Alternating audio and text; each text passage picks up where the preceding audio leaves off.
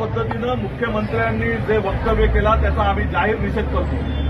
मुंबईचा महापौर केवळ हिंदूच होणार अशा पद्धतीचं वक्तव्य हे बाबासाहेबांनी दिलेल्या संविधानाचा अपमान आहे। संविधानिक पदावरती बसलेल्या व्यक्तीनं अशा पद्धतीचं विधान करणं हे संविधानाचा घाला, संविधानावर घातलेला घाला आहे।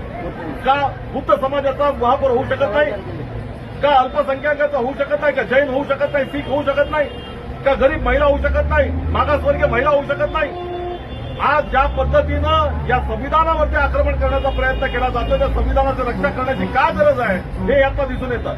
हे सगळे मंडळी जे आहेत ते मनुवादी मंडळी आहेत। बाबासाहेबांच्या संविधानानं सामान्यांना गोरगरिबांना अधिकार दिला, त्यांना आपला मताचा अधिकार दिला। तो मताचा अधिकार देखील त्या ठिकाणी या खेचून घेण्याचा प्रयत्न केला जातोय, बिनविरोध निवडून आणण्याचा प्रयत्न केला जातोय।